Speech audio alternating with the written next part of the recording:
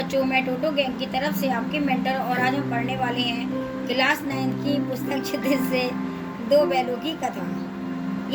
इस चैप्टर की समरी जो मैं आपको यहाँ समझा रही हूँ वो हमारे टेलीग्राम चैनल से आप देख सकते हैं। दो बैलों की कथा प्रेमचंद, ये प्रेमचंद द्वारा लिखी गई है।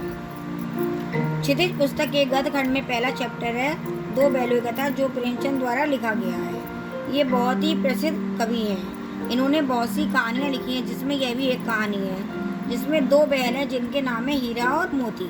उसे जब अपने बैल अपने साले को देने पड़ते हैं तब उसे संघर्ष करना पड़ता है। मतलब जब अपने साले को वो बैल देता है तो उसे बहुत संघर्ष करना पड़ जाता है। यह तो आप जानते ही हैं कि जानवरों में गधे को सबसे बुद्धिहीन माना जाता है, क्योंकि वह सबसे सीधा और सहनशील होता है। वह हर परिस्थिति में अर्थात सुख दुख में एक सही रहता है। चाहे सुख हो या दुख हो, उसकी कंडीशन हमेशा एक सी रहेगी। उसी प्रकार गधे से थोड़ा कम सीधा प्राणी है बैल। वह हमेशा गधे से नीचा रहता है, क्योंकि वह कभी कभी अड़ जाता है। नीचे क्यों कह रहता है? क्योंकि कभी कभी वो अड़ पे आ जाता है। बैल जो होता है गुस्से में आता है तो कुछ भी कर देता है। जूरी के पास हीरा और मोती नाम के दो बैल थे। वे दोनों ही पछाड़ी जाति के सुंदर सुडौल और चौकस बैल थे। लंबे समय से एक दूसरे के साथ रहते रहते उनमें आपस में बहुत प्रेम हो गया था। जब कोई एक साथ दो लोग रहते हैं तो उनमें हमेशा आपस में प्रेम हो जाता है। वे साथ साथ ही उठते बैठते खाते पीते थे। आपस में एक दूसरे को चाट कर तथा सुनकर अपना प्रेम प्रकट करते थे। दोनों आंखों के इशारे से ही एक दूसरे की बात समझ लेते थे। जूरी ने एक बार दोनों बैलों को अपनी ससुराल भेज दिया। बेचारे बैल ये समझे कि उनके मालिक ने उन्हें बेच दिया है, इसलिए वे जाना नहीं चाहते थे। जैसे तैसे वे जूरी के साले गया के साथ चले गए, किंतु उनका वहाँ मन नहीं लगा, इसलिए उन्होंने वह चारा नहीं खाया। रात को दोनों बैलों ने सलाह की और चुपचाप जूरी के घर की ओर चल दिया। सुबह चरनी पर खड़े बैलों को देखकर जूरी बहुत खुश हुआ। घर के तथा गांव के बच्चों ने भी तालियां बजाकर उनका स्वागत किया। जूरी की पत्नी जरूर नाराज होकर उन्हें नमक हराम कहने लगी। गुस्से में उसने बैलों को सूखा चारा डाल दिया। जूरी ने नौकर से चारे में खली मिलाने को कहा, किंतु मालकिन के डर से उसने खली नहीं मिलाई। दूसरे दिन गया दोबारा हीरा मोती को ले गया और उसने उन दोनों को मोटी मोटी रस्सियों में बांध दिया तथा खाने को सूखा चारा डाल दिया। उन्होंने इसे अपना अपमान समझा और दूसरे दिन हाथ जोतने से मना कर दिया। तब गया ने उन्हें डंडे से मारा। उन्होंने हल जोत जुआ सब तोड़ दिया और भाग गए, किंतु गले में लंबी लंबी रस्सियाँ थी, इसलिए पकड़े गए। दूसरे दिन उन्हें फिर से सूखा चारा मिला। शाम के समय बैलों की नन्ही लड़की दो रोटियां लेकर आई। वे उन्हें खाकर प्रसन्न हो गए। लड़की की सौतेली माँ उसे बहुत परेशान करती थी। मोती के दिल में ये बात आई कि वह पैरों तथा उसकी पत्नी को उठाकर फेंक दे, किंतु लड़की का स्नेह देखकर चुप रह गया। अगली रात उन्होंने रस्सियाँ तोड़ाकर भागने के बारे में सोचा। रस्सी को कमजोर करने के लिए वे उसे चबाने लगे, पर उसी समय नन्ही लड़की आई और दोनों बैलों की रस्सियाँ खोल दी, किंतु फिर लड़की के इसने में हीरा मोती नहीं भागे। तब लड़की चिल्लाई कि फूफा वाले बैल भागे जा रहे हैं, दादा भागो। लड़की की आवाज़ सुनकर हीरा मोती भाग खड़े हुए गया तथा गांव के दूसरे लोगों ने उनका पीछा किया। इससे दोनों रास्ता भटक गए। नए नए गांव पार करते हुए वे एक खेत के किनारे पहुंचे।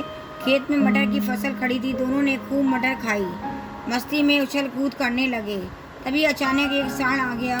दोनों डर गए। समझ में नहीं आ रहा था कि मुकाबला कैसे करें। हीरा की सलाह से दोनों ने मिलकर मुकाबला किया। सांड जब एक बैल पर आक्रमण करता तो दूसरा बैल सांड के पेट में सींग गड़ा देता। सांड दो शत्रुओं से लड़ने का आदि नहीं था, अतः बेदम होकर गिर पड़ा। हीरा मोती को उस पर दया आ गई। उन्होंने उसे छोड़ दिया। जीत की खुशी में मोती फिर मटर के खेत में मटर खाने लगा। तब तक दो आदमी लाठी लेकर आए। उन्हें देखकर हीरा भाग गया, किंतु मोती कीचड़ में फंस जाने के कारण पकड़ा गया। उसे कीचड़ में देखकर हीरा भी आ गया। आदमियों ने दोनों को पकड़कर कांजी हाउस में बंद कर दिया। मतलब कांजी और जेल कराना। जेल में उन्हें दिन भर उन्हें कुछ भी खाने को नहीं मिला। वहाँ पहले से ही बकरियाँ, भैंसे, घोड़े थे तथा सभी मुर्दों की तरह पड़े थे। भूख के मारे हीरा मोती ने दीवार की मिट्टी चाटनी शुरू कर दी। उसने सींगों से दीवार पर वार करके कुछ मिट्टी गिरा दी। लालटेन लेकर आए चौकीदार ने उनको कई डंडे मारे और मोटी रस्सी से बांध दिया। मोती ने उसे चिढ़ाया। हीरा ने उत्तर दिया कि यदि दीवार गिर जाती तो कई जानवर आज़ाद हो जाते। हीरा की बात सुनकर मोती को भी जोश आ गया। उसने बची हुई दीवार गिरा दी। सारे जानवर भाग गए, गधे नहीं भागे। बोले भागने से क्या फ़ायदा, फिर पकड़े जाएंगे। मोती ने उन्हें सींग मारकर भगा दिया। हीरा ने मोती को भागने के लिए कहा, किंतु हीरा ने उसे अकेला नहीं छोड़ा। सुबह होते ही काजी हाउस में शोर मच गया। उन्होंने मोती को बहुत मारा तथा मोटी मोटी रस्सियों से बांध दिया।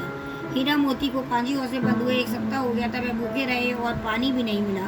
दोनों सूखा टटरी हो गए। एक दिन नीलामी हुई। उनका कोई खरीदार ना था। अंत में एक कसाई ने उन्हें खरीद लिया। नीलाम होकर दोनों रेल कसाई के साथ चले गए। वे अपने भाग को कोस रहे थे। कसाई उन्हें भगा रहा था। रास्ते में उन्हें गाय बैलों का एक झुंड दिखाई दिया। सभी जानकर उछल कूद रहे थे। हीरा मोती सोचने लगे कि कितने स्वार्थी हैं, इन्हें हमारी कोई चिंता नहीं है। उनके कमजोर शरीर में फिर से जान आ गई। उन्होंने भागना शुरू कर दिया। जूरी का घर नजदीक आ गया। वे तेजी से भागे और दान पर खड़े हो गए। जूरी उन्हें देखते ही दौड़ा और उनके गले लग गया। बैल जूरी के हाथ चाटने लगा। धड़ियल कसाई ने बैलों की रस्सियां पकड़ ली। जूरी ने कहा, ये बैल मेरे हैं। कसाई बोला, मैंने नीलामी से खरीदा है। वह बैलों को जबरन लेकर चला गया। मोती ने उस पर सींग चलाया तथा उसे भगाकर गांव से दूर कर दिया। जूरी ने नादों में खली, भूसा, चोकर और दाना भर दिया। दोनों मित्र खाने लगे। गांव में खुशी छा गई। मालकिन ने आकर दोनों के माथे चूम लिए।